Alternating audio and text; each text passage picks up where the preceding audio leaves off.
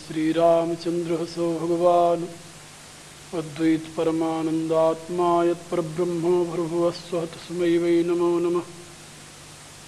ओम यस्मिन् सर्वं यतो सर्वं यः सर्वं सर्वतश्च यः यश्च सर्वमयो नित्यं तस्मै सर्वात्मने नमः। तस्मै सर्वात्मने नमः। ओम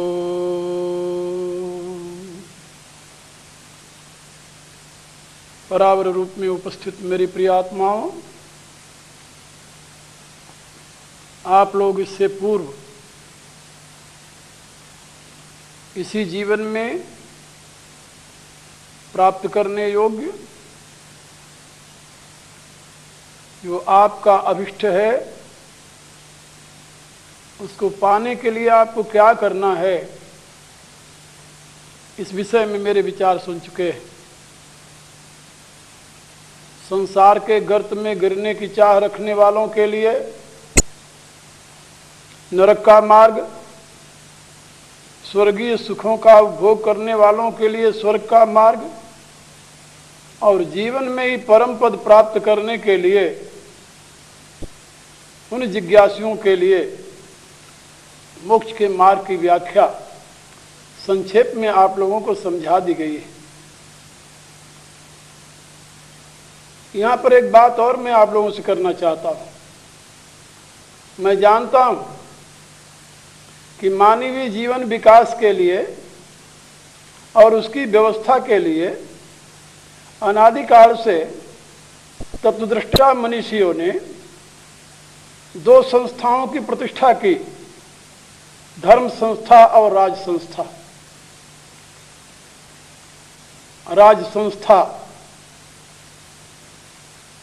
शक्ति के अधीन होकर अनेक प्रकार के दूषित संस्कारों से दूषित हो गई, और वही गति धर्म संस्था की भी हो गई। आज यथार्थ मानवीय हित में न तो राज संस्था की उतनी उपयोगिता रह गई है और न तो धर्म संस्था की ही दिखाई देती है। धर्म संस्था स्वयं में अनुपयोगी है ऐसी बात नहीं, धर्म संस्था को विकृत करके अनुपयोगी बना दिया गया है। जैसे राज संस्था स्वयं में विकृत नहीं है, राज संस्था को अनुपयोगी बना दिया जा रहा है स्वार्थी लोगों द्वारा। यही स्थिति धर्म संस्था की भी है, लेकिन इन दोनों संस्थाओं में बड़ा अंतर है। धर्म संस्था दया, कृपा, करुणा, सदाचार, सद्व्यवहार, सद्विवेक, प्रेम और आत्मीयता पर प्रतिष्ठित है। राज संस्था का क्षेत्र अलग है। वहां तो अनाचारी के ऊपर दया नहीं, अत्याचारी के ऊपर कृपा नहीं, अपराधी के ऊपर दंड का ही प्रयोग उचित होता है। इसी प्रकार से और भी कई भेद हैं जिनका मैं यहाँ कथन नहीं करना चाहता, लेकिन ये दोनों ही परम आवश्यक अंग हैं किसी समाज को सुव्यवस्थित रखने के लिए, सुरक्षित रखने के लिए, विकास की सुविधा प्रदान करने के लिए राज्य संस्था की आवश्यकता है। और किसी भी मानव समाज को सुशिक्षित बनाकर उसे सदाचारी और लोकहितकारी बनाने के लिए धर्म संस्था की आवश्यकता है। ये दोनों संस्थाएं बहुत आवश्यक हैं। इनमें से एक के बिना दूसरी संस्था का कोई महत्व नहीं रह जाता। केवल धर्म संस्था के द्वारा यदि समाज प्रतिष्ठित रहता तो ऋषियों को राज संस्था के निर्माण की आवश्यकता ही न पड़ती, और केवल राज संस्था यदि मानव के कल्याण में होती तो धर्म संस्था का आविर्भाव ही न हुआ होता। संस्थाएं दोनों आवश्यक हैं, राज संस्था और धर्म संस्था, लेकिन इनकी उपयोगिता तभी सिद्ध हो सकती है जब ये अपने स्थान पर उचित कार्य में प्रवृत्त हों, अपने अपने कर्तव्य के पालन में निरत हों। एक बात याद रखिए, जब धर्म जीवन के विकास की अपेक्षा जीविका का साधन बन जाता है तो वह धर्म संस्था मानव के लिए अनुपयोगी सिद्ध हो जाती है। और आज आप देख सकते हैं धर्म संस्था की स्थिति क्या है। इसी प्रकार से राज संस्था यदि प्रजा के रंजन की अपेक्षा मानव के अपने कामना की पूर्ति का माध्यम बन जाती है, मानव के अपने अहम की पूर्ति का माध्यम बन जाती है, मानव के अपने स्वार्थ की पूर्ति का माध्यम बन जाती है, तो राज संस्था का भाई पतन हो जाता है। आज आप देखिए राज संस्था की क्या गति है। इस समय वर्तमान का मानव यथार्थ किम कर्तव्य मूढ़ होकर के एक ऐसे चौराहे पर खड़ा हुआ है जहां से उसे चारों तरफ से निराशा ही दिखाई दे रही है। न उसे राज संस्था से कोई आशा रह गई है कि वह उसके लिए सुरक्षा प्रदान करेगा, सुविधा प्रदान करेगा या सही दिशा प्रदान करेगा, और न तो धर्म संस्था से उसे आशा रह गई है कि धर्म संस्था उसके जीवन के विकास में कोई महत्वपूर्ण भूमिका अदा करेगा। ये भी आशा नहीं रह गई है। इसका मूल कारण क्या है? मूल कारण यह है दोनों संस्थाओं का अपने लक्ष्य से भटक जाना, दोनों संस्थाओं का अपने मार्ग से भटक जाना, दोनों संस्थाओं में स्वार्थ की प्रतिष्ठा हो जाना। इसलिए मैं आप लोगों से निवेदन करना चाहता हूं कि जब तक आप अपनी बुद्धि का प्रयोग नहीं करेंगे तब तक न तो आपकी राज संस्था आपके लिए उपयोगी सिद्ध होगी और न ही धर्म संस्था आपके लिए उपयोगी सिद्ध होगी। दोनों के लिए बुद्धि की आवश्यकता है, दोनों के लिए विवेक की आवश्यकता है। आचार्य चाणक्य ने अपने सूत्र ग्रंथ में लिखा है, सुखस्य मूलम धर्म, सुख का मूल धर्म है, धर्म से ही सुख प्राप्त होता है, और धर्मस्य मूलम अर्थ, और धर्म का मूल अर्थ है। बिना अर्थ के धर्म का संपादन नहीं होता। और अर्थस्य मूलम विद्या, अर्थ का मूल विद्या है, योग्यता है। बिना योग्यता के अर्थ की उपलब्धि भी नहीं होती। अब आप बताइए, यहां पर धर्म सुख के लिए आवश्यक है, धन धर्म के लिए आवश्यक है, विद्या धन के लिए आवश्यक है, योग्यता सामर्थ्य धन के लिए आवश्यक है। इसकी प्रतिष्ठा किस क्षेत्र में आपको दिखाई दे रही है? क्या राजतंत्र इस दिशा में आपके लिए सहयोगी सिद्ध हो रहा है? नहीं हो रहा। क्या धर्म संस्था आपको इस दिशा में कोई मार्गदर्शन कर रही है वर्तमान में? नहीं कर रही। आज भी आप देखें, धर्म संस्था द्वारा केवल आपको इस प्रकार की बातें समझाई जाती हैं जिसमें आपका मनोरंजन हो जाए, जिससे आप अपने वर्तमान से कुछ काल के लिए अपने आप को अलग कर लें, जिससे आप कुछ काल के लिए कल्पना के रूप में बैठ जाएं और ये सोचने लगें कि आपका कल्याण इसी में निहित है। लेकिन यथार्थ दृष्टि प्राप्त करने के लिए आपको कौन सी दिशा प्राप्त हो रही उससे? एक बात याद रखना, धर्म सुख का मूल है। यदि धर्मानुष्ठान करते हुए भी मनुष्य में सुख की उपलब्धि नहीं हो रही है तो उस अनुष्ठान में अवश्य ही कहीं भूल है। भूल कहां है? इसकी तलाश कौन करेगा? इसकी तलाश करेगी बुद्धि। लेकिन धर्म में बुद्धि का प्रयोग आजकल जनता करने के लिए तैयार नहीं है। जहां उसे बुद्धि का प्रयोग करना चाहिए वहां तो वह अपने हृदय का प्रयोग करती है। जहां हृदय का प्रयोग करना चाहिए वहां अपनी बुद्धि लड़ाती है, उल्टा कार्य। और इस कार्य का परिणाम आप देख रहे हो समाज में क्या हो रहा है। इसलिए मैं आप लोगों से निवेदन कर रहा था कि आप धर्म संस्था और राज संस्था दोनों के ही जनक हैं, दोनों ही आप पर अवलंबित हैं, मानव समाज पर अवलंबित है। हाँ, ये बात अवश्य है कि प्राचीन काल में राजतंत्र रहा है और राजतंत्र का सिद्धांत रहा है यथा राजा तथा प्रजा। लेकिन वर्तमान में सौभाग्य कहिए वा दुर्भाग्य, ये प्रजातंत्र का समय है। आजकल का सिद्धांत है यथा प्रजा तथा राजा, क्योंकि आज आप राजा अपने लिए आप स्वयं चुनते हैं और उस राजा को किस आधार पर चुनते हैं ये आप जाने। आपको पता है, जाति के आधार पर, वर्ग के आधार पर, धर्म के आधार पर, पंथ के आधार पर, अनेक प्रकार के आधारों से आप अपने राजा का चयन करते हैं। क्या योग्यता के आधार पर करते हैं? क्या उसके त्याग के आधार पर करते हैं? क्या उसके चरित्र के आधार पर करते हैं? या उसके लोक अर्पण की भावना के आधार पर करते हैं? यदि आप में धारणा ही नहीं है तो आप बताइए, आपके द्वारा चुना गया राजा आपके लिए रंजन का हेतु कैसे बनेगा? कभी बन सकता है क्या? और यही स्थिति आपकी केवल राजा के चयन में नहीं है, यही स्थिति आपकी धर्म क्षेत्र में भी है। आप धर्म क्षेत्र में भी हमेशा हल्की फुल्की बातें सुनना चाहते हैं, कथा सुन लिया, कहानियां सुन लिया, ताली बजा ली, खड़े होकर नाच लिए, गा लिए, आप सोच लिए कि आप धर्मात्मा बन गए। धर्मात्मा के लक्षण नहीं है जो आप लोग समझते हैं।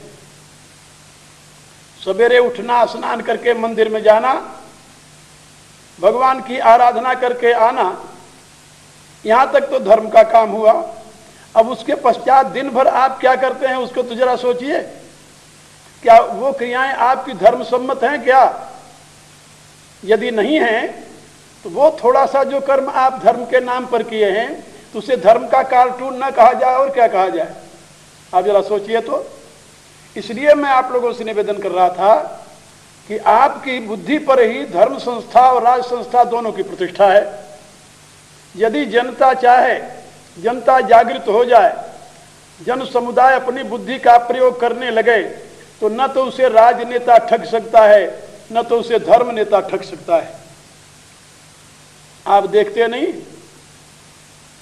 जो ये प्रलोभन देते हैं कि यदि तुम मेरे जमात में आ जाओ तो हम तुम्हें एक दिन में लखपति, करोड़पति, अरबपति बना देंगे। आप सोचते हो यही सिद्ध महात्मा है, उन्हीं के पीछे आप दौड़ पड़ते हैं। आप ये नहीं देखते कि जो भगवत भक्त हैं, जो आत्मनिष्ठ हैं, ज्ञाननिष्ठ हैं, भला आपको इस संसार में क्यों ढकेलने लगे, आपको क्यों संसार में प्रवृत्त करने लगे, आपको संसार में जाने के लिए क्यों प्रेरित करने लगे? जो स्वयं संसार के पद पदार्थों से ऊपर उठे हुए हैं कि आपको पद पदार्थ का प्रलोभन देकर के संसार में आबद्ध करने की चेष्टा करेंगे? यदि नहीं करेंगे तो आप कैसे समझ लेते हैं कि जिनके प्रलोभन में आप पढ़ करके अंधानुकरण कर रहे हैं वे आपके लिए कल्याण का मार्ग प्रशस्त करेंगे? इसलिए मैं आप लोगों से निवेदन कर रहा था कि आप धर्म संस्था और राज संस्था दोनों के ही अवलंबन हैं। आपकी बुद्धि के आधार पर ही आपकी राज संस्था प्रतिष्ठित है, आपकी बुद्धि के आधार पर ही आपकी धर्म संस्था प्रतिष्ठित है। आप इन दोनों के निर्माता हैं और इन दोनों के उत्थान और पतन में आप ही हेतु हैं। आज दुनिया में यदि स्वार्थी राजनेता हैं तो उसका कारण कौन है? जनता। यदि आज स्वार्थी धर्मात्मा है तो उसका कारण कौन है? जनता। आप जानते हो, ये कहानी मैं आपको सुना रहा हूं महाभारत की, जिसमें भीष्म पितामह बाणशैया पर पड़े हुए थे। भगवान कृष्ण ने पांडवों को साथ लेकर के पितामह के चरणों में उपस्थित होकर के उनसे निवेदन किया कि आप पांडवों को उपदेश कीजिए, युधिष्ठिर को उपदेश कीजिए। भगवान कृष्ण की प्रार्थना वह यूं समझिए आज्ञा सुन करके भीष्म पितामह ने कहा कि मेरे में शक्ति तो नहीं है, लेकिन जनार्दन यदि आप अपनी शक्ति हमें प्रदान करते हैं तो हम आपकी आज्ञा का पालन करेंगे। ठीक है। अब युधिष्ठिर, धर्मराज युधिष्ठिर प्रश्न करने लगे और भीष्म पितामह उत्तर देने लगे। कई दिन तक ये क्रम चलता रहा। द्रौपदी भी साथ जाती थी, वो भी सुनती थी, वो बड़े आश्चर्य में पड़ गई। कहा कि आज भीष्म पितामह को इतना ज्ञान कहां से आ गया। उसने प्रश्न किया। कहा पितामह एक मेरा भी प्रश्न है। कहा कहिए बेटी। कहा जिस समय मैं उस समाज में नग्न की जा रही थी उसमें मैंने आपसे एक प्रश्न किया था, लेकिन आप उस मेरे एक छोटे से प्रश्न का उत्तर नहीं दे सके थे, मौन हो गए थे। प्रश्न मेरा बहुत बड़ा नहीं था, बहुत छोटा सा था। उस छोटे से प्रश्न का उत्तर तो आप नहीं दे सके, लेकिन आज आप बड़े बड़े तत्व ज्ञान का उत्तर दे रहे हैं, बड़े बड़े प्रश्नों का उत्तर दे रहे हैं। ये मेरे को आश्चर्य हो रहा है कि उस समय आपका ये ज्ञान कहां चला गया था। जानते हो भीष्म पितामह ने क्या उत्तर दिया? उन्होंने कहा पुत्री, मैंने दुष्ट दुर्योधन का अन्न खाया था, इसलिए मेरी बुद्धि पतित हो गई थी, भ्रष्ट हो गई थी, और मैं तुम्हारे प्रश्न का उत्तर नहीं दे सका था। लेकिन अब मैं इस युद्ध में अपने रक्त को बहाकर अपने आप को शुद्ध कर लिया है, इसलिए मेरे में ज्ञान का उदय हो गया है, मैं उत्तर दे रहा हूं। अब आप जरा सोचिए, भीष्म पितामह ऐसा सदाचारी व्यक्ति, धर्मात्मा व्यक्ति, यदि दुष्ट दुर्योधन का अन्न खा करके बुद्धि को पतित कर सकता है, या यूं समझिए कि दुष्ट दुर्योधन का अन्न भीष्म पितामह की बुद्धि को पतित कर सकती है, तो आजकल जो लोग अनाचार, अत्याचार, अनेक प्रकार के पापाचार करके धन कमा रहे हैं और इन धर्मात्माओं के नाम पर उसे दे रहे हैं, और ये धर्मात्मा लोग उस धन का यानी उपभोग कर रहे हैं, तो इनकी बुद्धि कितनी मात्रा में शुद्ध हो सकेगी आप स्वयं अनुमान लगा सकते हैं। इनके द्वारा कौन सा मार्ग आपको दिखाई देगा या दिखाया जा सकेगा, ये भी आप स्वयं अनुमान लगा सकते हैं। इसलिए मैं आप लोगों से निवेदन कर रहा था कि धर्म संस्था और राज संस्था, ये दोनों संस्थाएं यदि पूर्ण रूप से नष्ट हो गई तो मनुष्य के लिए, मनुष्य जीवन में मनुष्यता का कोई स्थान नहीं रह जाएगा। देवत्व की प्राप्ति तो दूर रही, मोक्ष की प्राप्ति तो दूर रही, वह अपने आप में सही माने में मनुष्य भी नहीं रह पाएगा। इसलिए सावधान हो जाइए। अंधविश्वास से मुक्त होकर, अंधश्रद्धा से मुक्त होकर, अंध मान्यताओं से मुक्त होकर धर्म संस्था को बचाइए और अनेक प्रकार के दुराग्रहों से मुक्त होकर, जातिवाद से मुक्त होकर, भाषावाद, प्रांतवाद, संप्रदायवाद आदि से मुक्त होकर आप राज संस्था को बचाने का प्रयत्न कीजिए। आपके लिए दोनों संस्थाएं वरदान हैं, ये ईश्वरीय विधान से आपको प्राप्त हुई है। यदि आप इन दोनों संस्थाओं की रक्षा के लिए तत्पर नहीं होते तो इनकी रक्षा कौन करेगा? ये कल्पना की बात है कि भगवान आएगा सब संभाल देगा। भगवान आएगा कि नहीं आएगा ये तो भगवान ही जाने। आप जानते हो वेद का एक संदेश है, न ऋते श्रांत से सखाए देवा, सामवेद का मंत्र है ये, जिसमें बात समझाई गई है कि जब तक व्यक्ति अपनी पूरी शक्ति लगाकर थक नहीं जाता तब तक परमात्मा उसकी मदद के लिए नहीं आता। क्या आप अपनी पूरी शक्ति लगाकर थक गए हैं जो भगवान को पुकार रहे हैं कि भगवान सब संभालेगा? ये भी एक भ्रांति है। बहुत लोग आजकल गीता के उस अमर संदेश का दुरुपयोग कर रहे हैं। जहां देखिए जो भी महात्मा ऐसा खड़ा होता है वही अपने पीछे लिखवा लेता है, यदा यदा ही धर्मस्य ग्लानिर्भवति भारत अभ्युत्थानम धर्मस्य तदात्मानं सृजाम्यहम्। उसके अनुयायी कहते हैं कि बस ये आ गए हैं भगवान, क्योंकि धर्म की ग्लानि हो रही है, धर्म का प्रसार हो रहा है, इसलिए अब भगवान अवतार ले लिए हैं, इनके द्वारा अधर्म का नाश हो जाएगा और धर्म की प्रतिष्ठा हो जाएगी। और उनके द्वारा जिस धर्म की प्रतिष्ठा हो रही है आप लोग देख रहे हैं कि नहीं? इसलिए मैं आप लोगों से निवेदन कर रहा था कि आप अपने उत्थान पतन के स्वयं जिम्मेदार हैं, अपने राष्ट्र के उत्थान पतन के स्वयं जिम्मेदार हैं। जिन सिद्धांतों को आप मानते हैं उन सिद्धांतों को अपने जीवन में उतारने का क्यों नहीं प्रयत्न करते आप?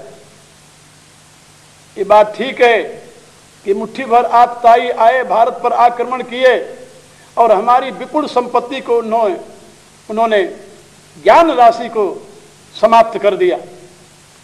तक्षशिला विश्वविद्यालय, नालंदा विश्वविद्यालय, विक्रमशिला विश्वविद्यालय, भोजशाला विश्वविद्यालय, बड़े बड़े विश्वविद्यालय जो विश्व को मार्गदर्शन प्रदान करने में सक्षम थे, इनको उजाड़ दिया, नष्ट कर दिया। आप लोगों ने सुना होगा, बख्तियार अली खान नाम का व्यक्ति 200 घुड़सवारों को लेकर के नालंदा यूनिवर्सिटी पर आक्रमण किया और वहां की 1 लाख की आबादी वाले उस विश्वविद्यालय के छात्र और अध्यापकों को एकत्रित करके मौत के घाट उतार दिया। और वहां के पुस्तकालय को 6 महीने तक उसके सिपाही जला जला करके उससे हमाम गर्म करते रहे। यानी मेरे कहने का अभिप्राय कि संपूर्ण विशाल पुस्तकालय उसने अग्नि को समर्पित कर दिया। इतना बड़ा अनाचार अत्याचार करने पर भी आप सोचिए, आज भी हमारे पास ज्ञान विज्ञान की जो विपुल राशि उपलब्ध है, उसे आप भगवान की देन ही समझिए, उसे भगवान की कृपा ही समझिए, या उन महापुरुषों का परिश्रम समझिए, पुरुषार्थ समझिए, जिन्होंने ज्ञान राशि को कंठस्थ करके पुनः उसे मानव समाज के लिए अभिव्यक्त किया, पुनः प्रकट किया। मेरे कहने का अभिप्राय कि अत्याचारियों द्वारा अत्याचार किया गया, इसमें संदेह नहीं है। उन्होंने हमें समूल नष्ट करने का प्रयत्न किया, इसमें भी संदेह नहीं है। केवल एक ही वर्ग के लोग नहीं, क्या आप नहीं जानते, कोणार्क का मंदिर आप देखिए, जिसको फ्रांसीसियों ने तोप के गोले से उड़ाया था। दुनिया का एक अद्भुत वह स्मारक आज भी अपनी कहानी कह रहा है। इतना ही नहीं, गोवा में क्या कुछ नहीं किया पुर्तगालियों ने। आपके इस देश की दुर्गति क्यों हुई? मुट्ठी भर विदेशियों ने आकर के यहां आपको जलील क्यों किया? आपको पांव तले क्यों रौंदा? आपकी अबोधता के नाते। आप अपने धर्म के विषय में सजग नहीं थे, कर्तव्य के विषय में सजग नहीं थे, आप अपने शास्त्रों के विषय में सजग नहीं थे, आप अपनी बुद्धि का समुचित दिशा में प्रयोग नहीं किए, आप अपने आप में संगठित नहीं थे, जिसका परिणाम आपको अनेक प्रकार की यातनाओं के रूप में भोगना पड़ा है। मैं ऐसी आशा करता हूं कि यह महान राष्ट्र अपने अतीत के गौरव को संभालने के लिए तत्पर हो जाए, पुनः उसके सामने इस प्रकार की दुर्गति का प्रश्न न आवे, यही मेरे हृदय में पीड़ा है। इसीलिए मैं आजकल आप लोगों के समक्ष विज्ञान के परिप्रेक्ष्य में अध्यात्म विद्या, ब्रह्म विद्या और भौतिक विद्या की व्याख्या समझा रहा हूं। इसीलिए मैं आपको दिशा प्रदान करने का प्रयत्न कर रहा हूं, जिससे आप अपने जीवन विकास की ये दोनों धुरियों को, दोनों आधारों को परिपुष्ट करें, दोनों आधारों को मजबूत करें, और फिर आप देखें, आप विश्व गुरु के पद पर प्रतिष्ठित होने के योग्य अपने आप बन जाएंगे, यदि आपकी राज्य संस्था और धर्म संस्था दोनों संस्थाएं आपके विवेक के प्रकाश में, आपकी बुद्धि के प्रकाश में सुव्यवस्थित हो जाएं, तो आप स्वयं इस विश्व के एक आदर्श पुरुष के रूप में, एक आदर्श राष्ट्र के रूप में प्रतिष्ठित होंगे। और मैं समझता हूं कि ये जो बातें आज मैंने कही है, प्रसंगानुसार इस पर मनन करेंगे, और फिर मैं आपको इसके आगे की बात अगले वक्तव्य में सुनाऊंगा। अभी तो मैं आप लोगों के प्रति अनंत मंगल कामनाएं व्यक्त करते हुए और प्रभु से प्रार्थना करते हुए कि वह आपको ऐसी बुद्धि और सामर्थ्य दे, जिससे आप अपने अतीत के खोए हुए गौरव को पुनः प्राप्त करने के लिए अपनी राज संस्था और धर्म संस्था को सुप्रतिष्ठित करने में सक्षम हो सकें। इन्हीं मंगल कामनाओं के साथ मैं अपनी वाणी को ही विराम दूंगा। हरि ओम तस्सत्।